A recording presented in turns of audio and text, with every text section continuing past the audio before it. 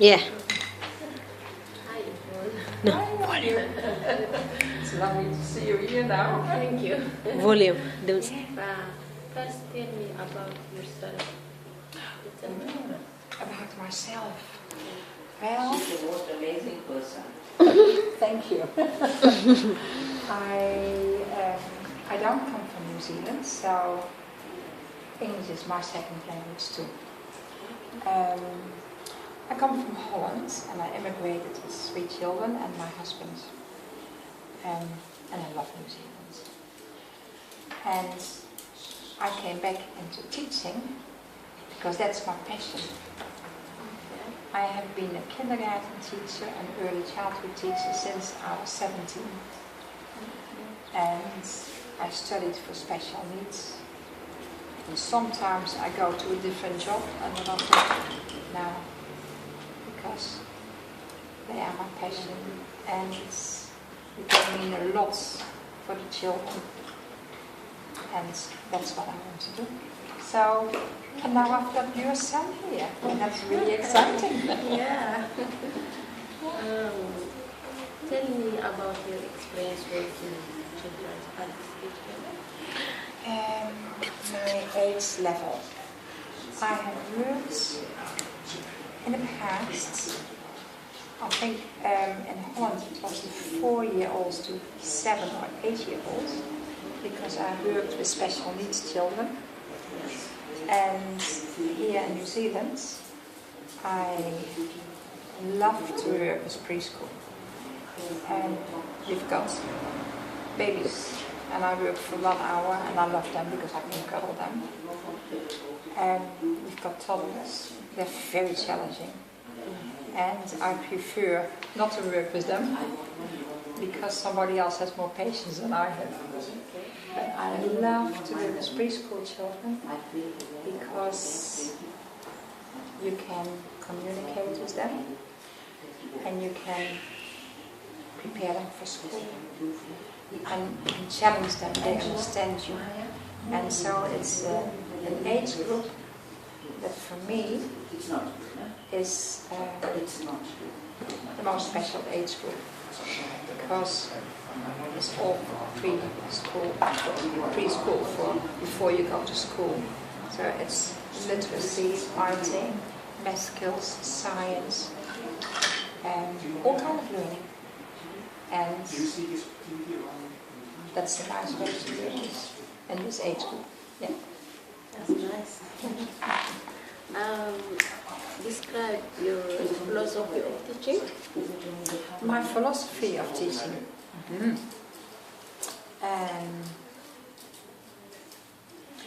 I've got actually a very basic but very deep philosophy, and it's about respect.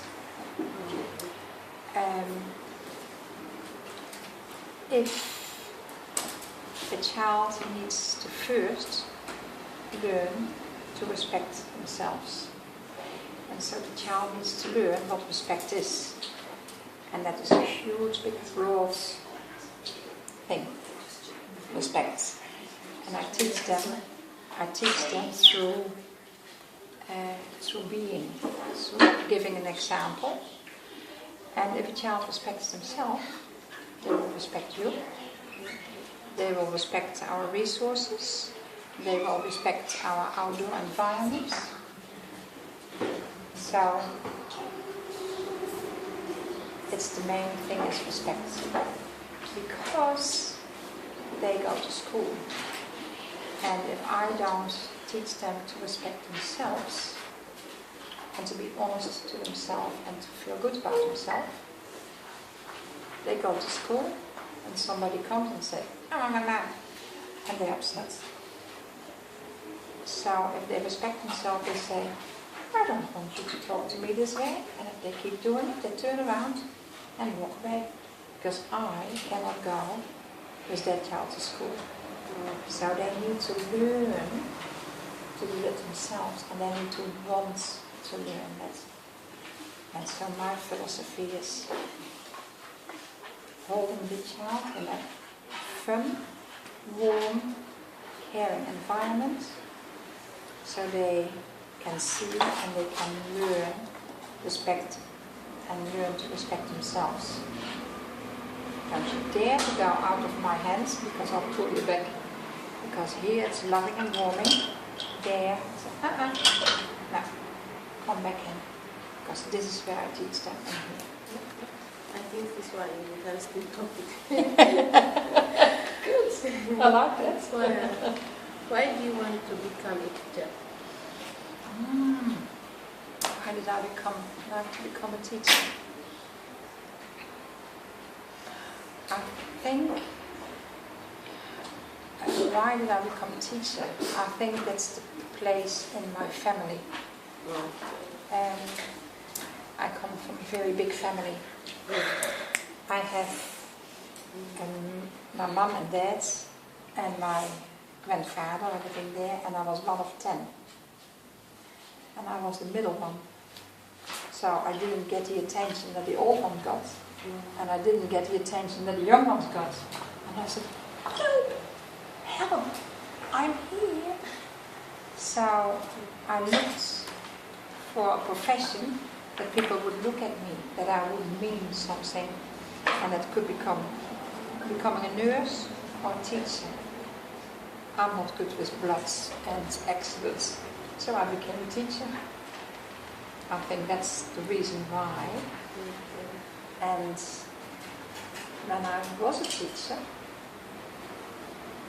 I said, oh, this is fun, because it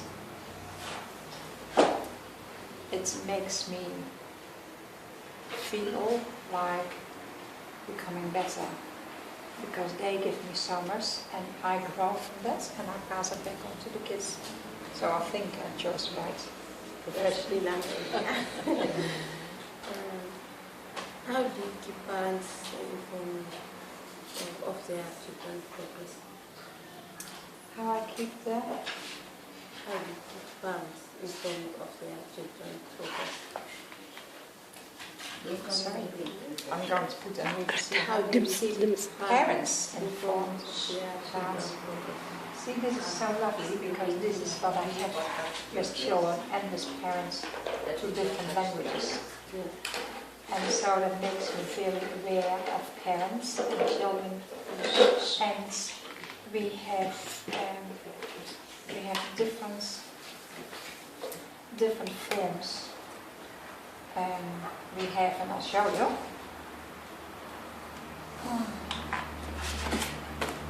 That's a really nice one for the cool kids. We ask about, what is your child, what does he like to do? And we follow that up. And everything that the child learns is recorded in this book, and it's called an individual. It's an individual book for their learning.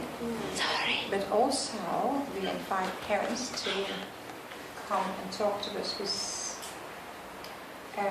if they have a concern, or I really would like you to celebrate something about my culture. And so that we build a relationship, and if you build that relationship in greeting and in talking, then we as teachers feel comfortable to talk to parents when we have a concern. And then we ask input from these parents to work together for a child. I'm not good in writing. We have a parent book and we should write, but I have no time. I prefer to talk to you, because if I write this down, I take time away from you and I take time away from the children. So I jot little notes down, because for me it's very important to talk to the parents and ask if we have a concern. Is there something happening? How can we together work? Or if there's something really exciting, that we say, hey, what's happening? I heard that. So that's how we communicate. Newsletters, We also write newsletters. So I think that are our main communication for informing parents. What daily or weekly routines would you incorporate in your teaching? 됐다. 말씀을 지르니까. What daily or weekly routines would be incorporated in your teaching? What's incorporated in our teaching? A lot. You want to know? A lot. First thing is very important part is reading. It's a daily routine, it's a weekly routine. And then setting up a welcoming environment for the children. That needs to be safe, exciting, challenging, fun. So when the kids come in, they say, "Ooh, that looks exciting, I want to go there." So that the setting up and the planning is a very important part. Nothing happens here without a reason. So everything is planned. Every activity is planned. For the children, as an example, we have these Easter eggs. Our routine is to sit down with a child, 1, 2 children at a time, to see how do they put their scissors. How can they draw within the line? I'm asking, which color haven't you used as yet? So that they are very aware, and that is all in our planning. The routines are also that we have certain times that we need to do things. We need to have morning tea at 10 o'clock, otherwise the cook can't have time to. We need at 12 o'clock our lunch, even when the kids would like to eat at 1:30. That's when we have to do, that's the routine that we have no control over.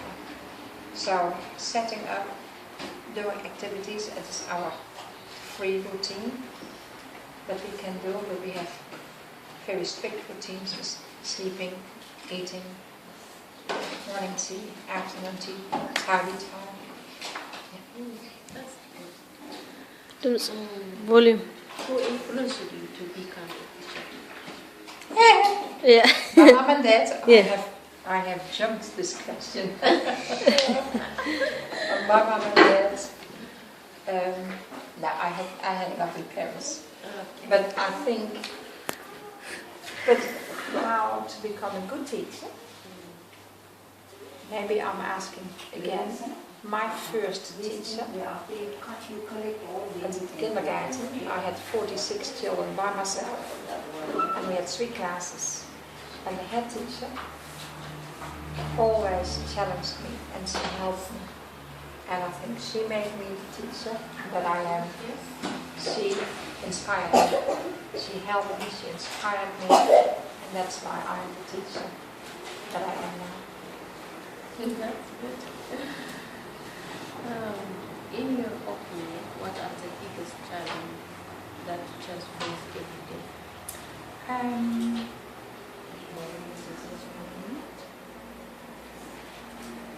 Challenges. I think the biggest challenge for me personally, I can only speak for me because every teacher is different. My biggest challenge is not having enough time to do the things that I want to do and therefore need to do. If you have so many children, 20 children in one room, my challenge is if I want to spend time with one child because a child needs it, there are other things that I need to do that's expected from me.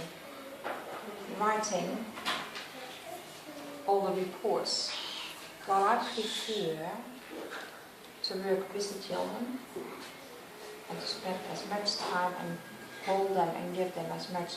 So that is my personal biggest challenge is time management, and how do I balance it that I keep the ministry happy, but that I'm there for the kids.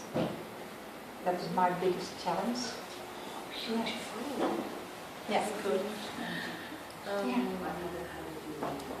What part of job are you looking forward to? What part of? What part of this job are you looking forward?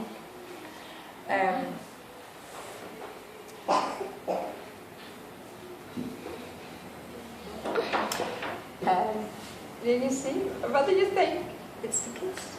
Yeah. That's the part of my love. I love to work with my two colleagues, or three, because we are a team. We are not individuals, we work as a team, and that is why this room is really working. The nicest thing for me to do is challenging children to make them grow, to develop themselves. That is my, and however I do that, as long as I can get the freedom to challenge this and to do this in any way. So it can be this day, I can be putting up something outside, really exciting, and the next day there's nothing there because I feel that the children gain from sitting together at bedtime, lying on the floor and talking. And so I look at freedom for myself that I can give kids it. Yeah. What activity is more interesting for children to this center? Ooh, now I'm going to talk for you, Nanjiki, and for you, Maya, and for you, because every time they find something else that is interesting. So, see, finding a ladybug is interesting for them. And what else is interesting for you? And what else is interesting for you? Playing with shells. And being outside. Some kids like to do running. A bumblebee. Looking at insects, exploring. So I can say that this is for children, but I can't say that because that can change from minute to minute, from day to day, because they hear something from home and they come back. That's interesting. And they see now a bumblebee, so now nature is interesting for them. Or it's Easter, so anything is interesting what they think of. For them, anything is interesting as long as they are heard and being seen.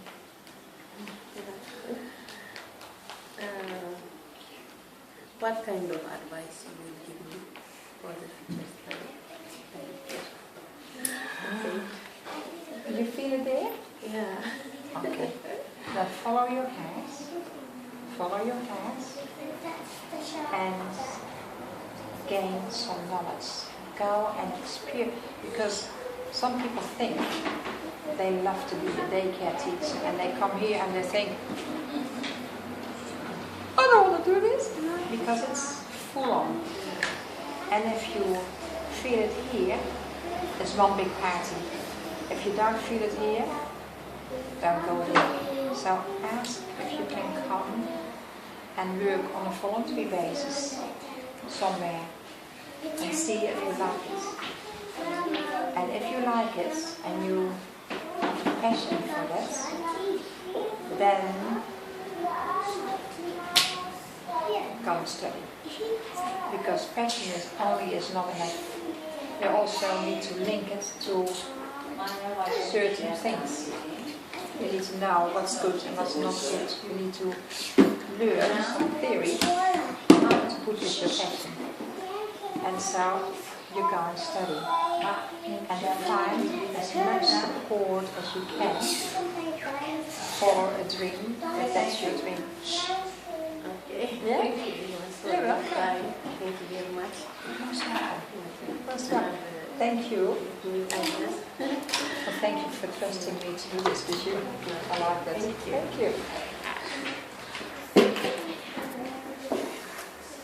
Something this way. Yeah, thank you. Good. Yeah.